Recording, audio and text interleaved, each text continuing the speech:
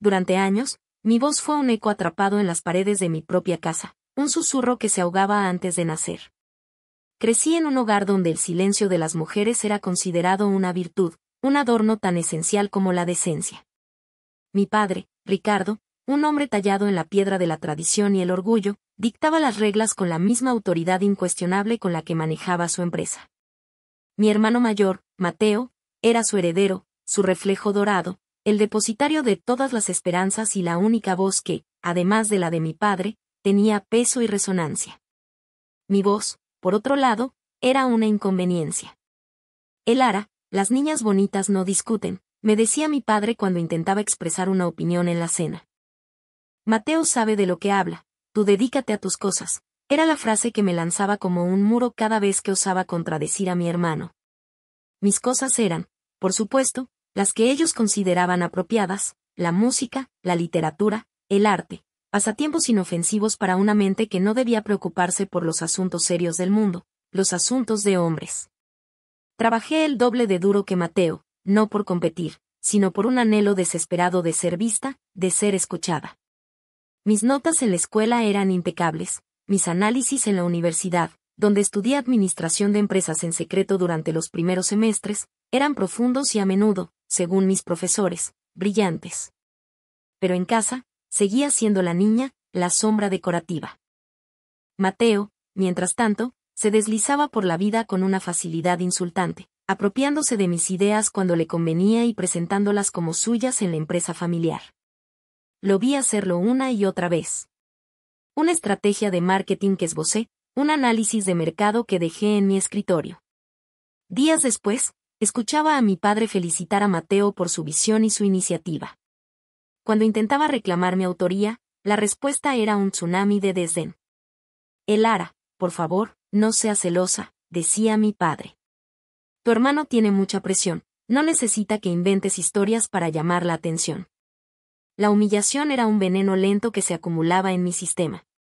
Me volví callada, retraída. Aprendí que luchar era inútil, que mi voz era una moneda sin valor en mi propio hogar. El catalizador de mi ruptura no fue un estallido, sino una implosión lenta y dolorosa. La empresa familiar, que una vez fue el orgullo de mi padre, comenzó a tambalearse. Una mala gestión, decisiones arriesgadas de Mateo y una incapacidad para adaptarse a los nuevos mercados le estaban llevando al borde del abismo. Yo lo veía venir. Pasé semanas, noches en vela, investigando, analizando datos, construyendo un plan de rescate meticuloso y detallado. Era una estrategia sólida, innovadora pero factible, que podría no solo salvar la empresa, sino también posicionarla para el futuro. Era mi obra maestra, la culminación de todo lo que había aprendido en la sombra. Esperé el momento adecuado, una noche en que la tensión en la casa era palpable después de que mi padre y Mateo regresaran de otra reunión desastrosa. Con el corazón martilleándome en el pecho, coloqué mi informe de 80 páginas sobre la mesa del despacho.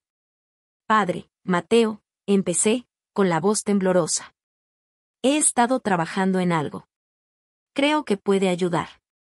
Mi padre levantó la vista de sus papeles, con el ceño fruncido por la interrupción. Mateo ni siquiera se molestó en mirarme, absorto en su teléfono. Mi padre tomó el informe, lo hojeó con desinterés, una mueca formándose en sus labios. ¿Qué es esto? Un proyecto de la universidad, preguntó con un tono que pretendía ser paternalista pero que goteaba condescendencia. No, padre. Es un plan de negocio. Un plan para reestructurar la empresa, dije, intentando mantener la firmeza. Mateo soltó una risita ahogada. Lara, la salvadora. ¿Y qué sabes tú de negocios? ¿Lo aprendiste en tus novelas románticas? El golpe fue físico. Sentí que el aire me faltaba. Mi padre le lanzó una mirada de complicidad a Mateo y luego me miró a mí, con una mezcla de fastidio y lástima. Hija, agradezco tu entusiasmo. Pero esto es el mundo real. Hay millones en juego. Deja que los hombres se encarguen. ¿Por qué no vas a ver si la cena está lista? Dejó caer mi informe sobre la mesa como si fuera basura. Mis 80 páginas de trabajo, de esperanza, de una última y desesperada súplica por ser valorada. En ese momento, Algo dentro de mí se rompió. No lloré. No grité. Simplemente sentí un frío glacial extendiéndose desde mi pecho hacia el resto de mi cuerpo. La niña ingenua que creía que algún día podría ganarse su respeto murió en ese despacho. Vi con una claridad aterradora que yo no era una persona para ellos. Era un objeto, una posesión. Mi voz no solo era inútil, era una ofensa. Esa noche, mientras ellos discutían sus planes fallidos en el piso de abajo, yo empaqué una maleta. No tomé mucho, solo lo esencial y el dinero que había ahorrado de trabajos de traducción que hacía en secreto. Antes de irme, volví al despacho. Mi informe seguía sobre la mesa, ignorado. Lo tomé. Era la única parte de mí que ellos no habían logrado pisotear por completo. Salí de esa casa sin mirar atrás, caminando hacia una noche incierta, con el peso de años de silencio sobre mis hombros, pero con una nueva y terrible determinación. Si ellos no querían escuchar mi voz, encontraría a alguien que sí lo hiciera. O, mejor aún, construiría un escenario tan grande que no tendrían más remedio que escuchar, aunque fuera lo último que hicieran. El mundo exterior fue un shock. Había sido protegida y silenciada en igual medida, y la libertad era tan aterradora como estimulante. Encontré un pequeño apartamento y un trabajo como asistente administrativa en una pequeña empresa. El trauma, sin embargo, me siguió como una sombra. En las reuniones de trabajo, cuando tenía una idea, las palabras se me atascaban en la garganta. El miedo al ridículo, a la desestimación, era paralizante. La voz de mi padre resonaba en mi cabeza: deja que los hombres se encarguen. La risa de Mateo era un eco constante. Me di cuenta de que no había escapado del todo, la jaula ya no era mi casa, sino mi propia mente. Un día, después de una presentación en la que me quedé completamente en blanco, incapaz de articular una sola frase frente a mis colegas, mi jefa, una mujer amable y perceptiva, me llamó a su oficina. Esperaba una reprimenda, pero en su lugar, me ofreció una taza de té y una mirada de comprensión. Elara, tienes grandes ideas, lo veo en tus informes. Pero te saboteas a ti misma cuando hablas. ¿Has considerado buscar ayuda? Un coach de comunicación, quizás. La sugerencia me golpeó. La idea de pagarle a alguien para que me enseñara a hacer algo tan básico como hablar me parecía humillante, pero la desesperación era más fuerte. Encontré a Sofía, una mujer de unos 50 años con una mirada penetrante y una calma que me pareció casi sobrenatural. Nuestra primera sesión fue un desastre. Me hizo una simple pregunta: ¿qué quieres decir, Elara? Y yo me derrumbé.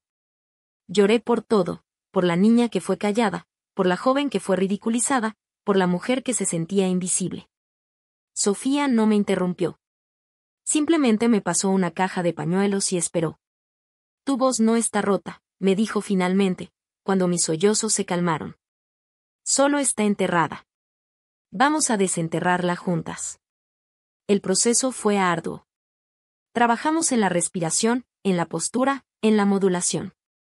Pero el trabajo más duro fue el interno. Sofía me hizo confrontar los fantasmas de mi pasado. Reviví cada humillación, cada frase despectiva. Pero esta vez, no estaba sola. Esa voz que escuchas no es la tuya, Elara, me decía Sofía. Es la voz de su miedo, de su control. No tiene poder sobre ti aquí. Lentamente, comencé a cambiar. Empecé a hablar en reuniones, al principio con voz temblorosa, luego con más seguridad.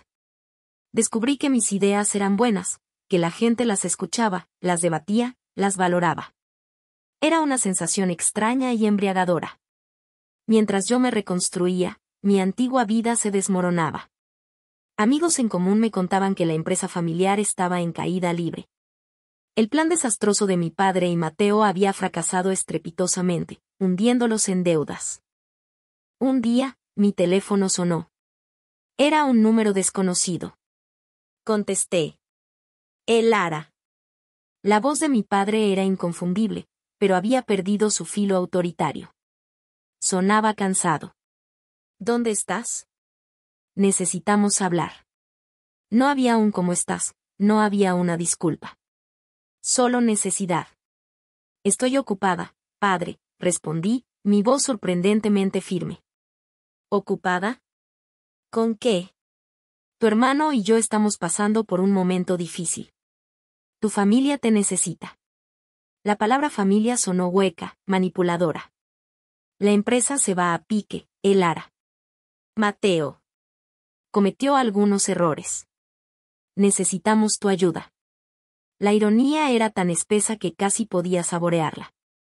El plan que habían despreciado, el que habían tirado a la basura, ahora era su única esperanza. ¿Mi ayuda?, pregunté, una calma fría instalándose en mi interior. Creí que los hombres se encargaban de eso. Hubo un silencio atónito al otro lado de la línea. No es momento para tus rencores infantiles. Esto es serio, espetó, su tono volviéndose más duro, más familiar. Es muy serio, confirmé. Y es vuestro problema. Adiós, padre. Colgué el teléfono. Mi mano no temblaba. Mi corazón no latía con pánico. Por primera vez, al enfrentarme a él, me sentí en control. La voz que él había intentado extinguir acababa de decirle que no y se sintió como la victoria más grande de mi vida. La llamada de mi padre fue un punto de inflexión. Me di cuenta de que el poder que habían ejercido sobre mí no era inherente a ellos, sino algo que yo les había concedido con mi silencio. Al colgarles, no solo les negué mi ayuda, sino que reclamé un pedazo de mi alma que habían poseído durante demasiado tiempo. Inspirada por esta nueva sensación de poder, decidí llevar mi viaje un paso más allá. Sofía me había animado a escribir mis pensamientos, a darles una forma tangible. Comencé un blog, de forma anónima al principio. Lo llamé La Habitación del Eco.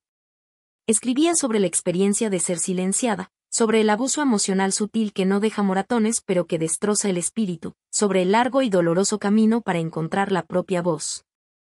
No era una escritora profesional, pero mis palabras eran crudas, honestas y resonaban con una verdad que muchos conocían íntimamente.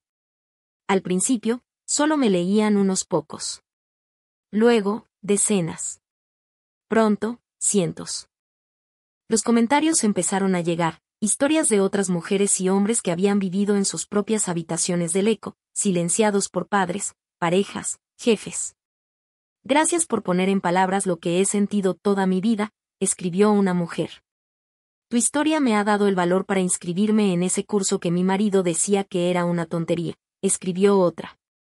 Cada mensaje era un bálsamo, una confirmación de que mi voz, la misma que había sido despreciada y ridiculizada, ahora importaba. Estaba creando una comunidad, un coro de voces que se negaban a ser silenciadas. En mi vida profesional, también florecía. Ascendí en mi trabajo, liderando proyectos y presentaciones con una confianza que habría sido impensable un año antes. La práctica con Sofía y la validación de mi comunidad online me habían transformado. Ya no era la chica asustada en un rincón. Era una mujer con algo que decir. Mientras tanto, la situación de mi familia se volvía cada vez más desesperada. Las noticias de la inminente bancarrota de la empresa se hicieron públicas.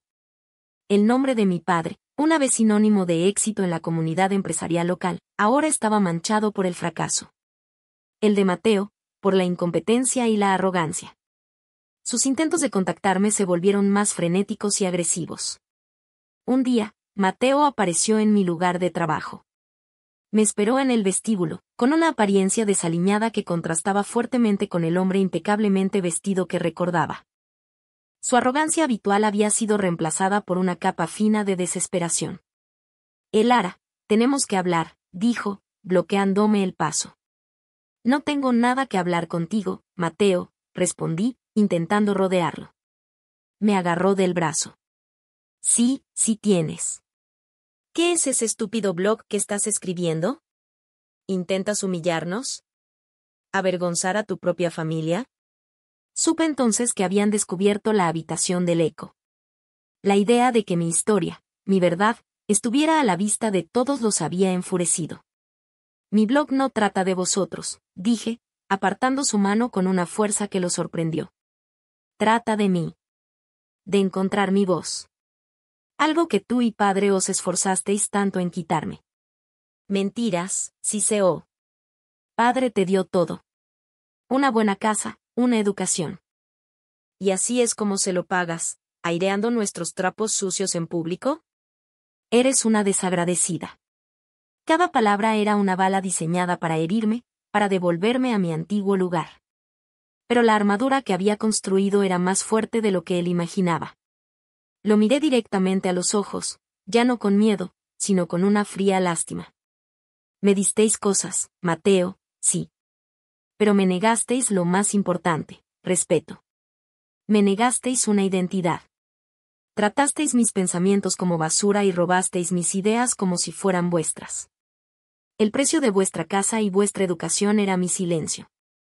Y ya no estoy dispuesta a pagarlo. Se quedó sin palabras, con la boca entreabierta. La verdad, dicha en voz alta y sin disculpas, lo había desarmado. Ahora, si me disculpas, continué, mi voz tranquila y clara, tengo una reunión. Una donde mi opinión es solicitada y valorada. Pasé a su lado y no miré atrás. Esa noche, tomé una decisión. Fui a mi blog y escribí una nueva entrada. Durante mucho tiempo, me escondí detrás del anonimato, comencé. Pero el silencio, incluso el autoimpuesto, es una forma de jaula. Mi nombre es Elara. Y esta es mi historia. Adjunté una foto mía. Y di al botón de publicar. La respuesta fue explosiva. Mi historia, ahora con un nombre y un rostro, se volvió viral. Medios de comunicación, podcast y organizaciones empezaron a contactarme. La historia de la hija silenciada de un magnate caído en desgracia que encontraba su voz era demasiado poderosa para ignorarla. Entre las muchas ofertas, había una que me hizo detener. Una invitación para dar una charla en una conferencia nacional sobre empoderamiento y liderazgo femenino. Un escenario real. Miles de personas. La idea era aterradora. La voz de mi padre todavía susurraba en los rincones más oscuros de mi mente. ¿Quién te crees que eres para hablarle a nadie? Pero entonces pensé en los cientos de mensajes de mi blog. Pensé en la mujer que se inscribió en su curso, en el hombre que finalmente confrontó a su jefe abusivo. Mi historia ya no era solo mía. Se había convertido en un faro. Y los faros no pertenecen a la oscuridad. Acepté la invitación.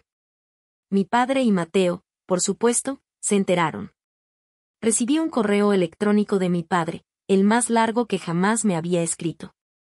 No era una disculpa. Era una orden. Me prohibía dar esa charla. Estás destruyendo el legado de esta familia, escribió. Si subes a ese escenario, considera que ya no tienes padre. Estarás muerta para mí. Leí el correo, y por un momento, el viejo dolor se agitó. Pero entonces, una extraña calma me invadió. Su amenaza final era vacía. Hacía mucho tiempo que estaba muerta para él. La única diferencia era que ahora, por fin, yo también lo sabía. No respondí. Mi respuesta sería mi voz, resonando desde un escenario que ellos nunca podrían controlar. Pasé las siguientes semanas preparando mi discurso con Sofía. No escribí un guión para memorizar, sino que esbocé los puntos clave de mi viaje. La humillación en el despacho, la llamada desesperada, la confrontación con Mateo, y la liberación final. Cada palabra estaba impregnada de mi verdad. Quería que mi charla no fuera una historia de venganza, sino una de resiliencia. No sobre cómo caen los opresores, sino sobre cómo se levantan los oprimidos. La noche de la conferencia llegó. Detrás del escenario, el zumbido de la multitud de miles de personas era un rugido ensordecedor. El corazón me latía con una fuerza brutal. Sentí una oleada de pánico. ¿Y si me equivocaba? ¿Y si me congelaba? ¿Y si tenían razón y yo no era nadie? Entonces, el presentador dijo mi nombre. Las luces me cegaron mientras caminaba hacia el centro del escenario.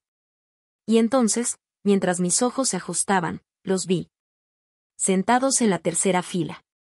Mi padre y Mateo. Sus rostros eran máscaras de furia helada. No estaban allí para apoyar. Estaban allí para intimidar, para ser el recordatorio viviente de mi lugar. Su presencia era una declaración: te atreves a desafiarnos, y te observaremos caer. Todo el aire pareció abandonar mis pulmones.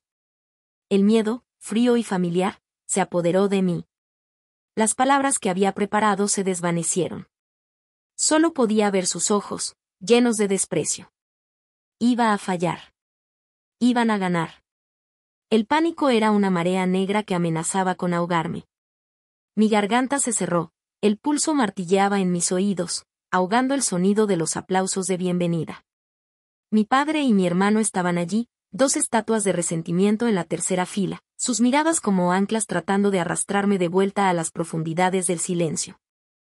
Habían venido a presenciar mi humillación pública, a confirmar su creencia de que sin ellos, yo no era nada. Por un instante eterno, el universo se encogió a ese único enfrentamiento, sus miradas furiosas contra mi terror paralizante. La niña asustada dentro de mí quería huir, desaparecer, volver a ser invisible. Pero entonces, mi mirada se desvió de ellos. Se deslizó sobre los rostros de la audiencia. Vi a mujeres jóvenes asintiendo con expectación, a hombres mayores con cuadernos abiertos, a personas de todas las edades inclinadas hacia adelante, esperando. No estaban allí para juzgarme. Estaban allí para escuchar. Habían venido a escuchar mi voz. La voz que me habían dicho que no importaba. En ese momento, una lucidez cristalina cortó la niebla del miedo. Esto ya no era sobre ellos. Nunca más lo sería. Eran solo dos personas en un mar de miles. Fantasmas de un pasado al que me negaba a regresar. Respiré hondo, un solo aliento profundo que pareció llegar hasta el fondo de mi alma y extraer de allí una fuerza que no sabía que poseía. Me acerqué al micrófono. El silencio cayó sobre el auditorio. No miré mis notas. Miré directamente a la audiencia, a los ojos de una mujer en la quinta fila que me sonreía con complicidad, y empecé a hablar. Buenas noches, dije, mi voz, para mi propia sorpresa, clara y firme. Hay una habitación en la casa de muchas personas. No siempre tiene 4 paredes. A veces, es una mesa de comedor. A veces, es una relación. A veces, es nuestra propia mente. Yo la llamo la habitación del eco. Relaté mi historia. No con ira, no con amargura, sino con la tranquila autoridad de una superviviente. Describí la sensación de tener ideas brillantes que se marchitaban en la lengua, el dolor de ver a alguien más recibir crédito por tu trabajo, la lenta erosión del yo que ocurre cuando te dicen, una y otra vez, que tu perspectiva no es válida. No mencioné sus nombres. No era necesario. Mi historia era específica en su emoción, pero universal en su tema. Mientras hablaba, sentí que las cadenas que me habían atado durante décadas se rompían, eslabón por eslabón. Cada frase era un acto de liberación. Cada aplauso, cada murmullo de acuerdo de la multitud, era una validación que sanaba viejas heridas. De vez en cuando, mi mirada se cruzaba con la de mi padre y mi hermano. Su furia inicial se había transformado en algo más. Primero, incredulidad. No podían creer que estuviera haciendo esto, que estuviera de pie, dueña de mi narrativa, frente a miles de personas. Luego, a medida que la audiencia reaccionaba, a medida que el poder de mis palabras llenaba el espacio, vi la incredulidad dar paso al shock. Y finalmente, vi la vergüenza. Una vergüenza corrosiva y pública. Se dieron cuenta de que cada persona en esa sala, cada alma que escuchaba mi historia de ser silenciada por una figura paterna autoritaria y un hermano favorecido, ahora los estaba mirando a través de mis ojos. Mi historia los desnudó, no con acusaciones, sino con la simple y devastadora fuerza de la verdad. Estaban atrapados, incapaces de gritar, de interrumpir, de ejercer su antiguo poder. Por primera vez en sus vidas, se vieron obligados a escuchar. Eran ellos, ahora, los que estaban silenciados, ahogados en un mar de comprensión que no era para ellos, sino para mí. El clímax de mi charla fue la historia del informe de 80 páginas, el plan para salvar el negocio que fue descartado con un gesto condescendiente. Ese día, dije a la multitud, perdí la esperanza en ellos. Pero encontré la fe en mí misma. Me di cuenta de que mi valor no estaba determinado por su aprobación. Mi voz no necesitaba su permiso para existir. Hice una pausa, dejando que las palabras resonaran. Salí de esa casa esa noche, llevándome conmigo lo único que realmente me pertenecía, mis ideas, mi potencial y una voz que, aunque temblorosa, estaba decidida a encontrar un lugar donde ser escuchada. La ovación fue atronadora. La gente se puso de pie, aplaudiendo, algunos con lágrimas en los ojos. No era solo para mí. Era para ellos mismos, para cada vez que se habían sentido pequeños, para cada sueño que les habían dicho que era tonto, para cada palabra que se habían tragado. En medio del estruendo, mis ojos encontraron por última vez a mi padre y a Mateo. Se levantaron y, sin mirar a nadie, caminaron rápidamente hacia la salida, con los hombros encorvados. Derrotados. No por mí, sino por el eco de su propia arrogancia, magnificado 1000 veces en ese auditorio. Al verlos irse, no sentí triunfo ni odio. Solo una profunda y abrumadora sensación de paz. Eran simplemente dos hombres que habían perdido su camino, y yo ya no era su víctima. Cuando volví al backstage, Sofía me abrazó con fuerza. Tu voz no solo está desenterrada, Elara, me dijo con los ojos brillantes. Ahora es un faro. En los meses que siguieron, mi vida cambió de formas que nunca había imaginado. Las ofertas para hablar se multiplicaron. Empresas me contrataron como consultora. Escribí un libro. La habitación del eco se convirtió en un bestseller. Pero el mayor cambio fue interno. El silencio dentro de mí había sido reemplazado por una calma serena. Ya no vivía con miedo a la desaprobación. Mi padre y mi hermano nunca más intentaron contactarme. Escuché a través de terceros que habían perdido la empresa y se habían mudado a otra ciudad, envueltos en la vergüenza que ellos mismos habían cultivado. Su historia se convirtió en una nota a pie de página en la mía. Hoy, cuando subo a un escenario, no veo miles de extraños. Veo miles de historias, miles de voces esperando permiso para hablar. Y mi mensaje es siempre el mismo: no esperéis permiso. El escenario es vuestro. Vuestra voz es vuestra haya. Hablad, aunque os tiemble. Porque vuestra verdad tiene el poder de cambiar el mundo, empezando por el vuestro. Ya no soy la chica callada en la esquina. Soy la mujer en el centro del escenario. Y mi voz, una vez un susurro condenado al olvido, es ahora mi mayor fortaleza, un eco que, en lugar de atraparme, me ha hecho libre.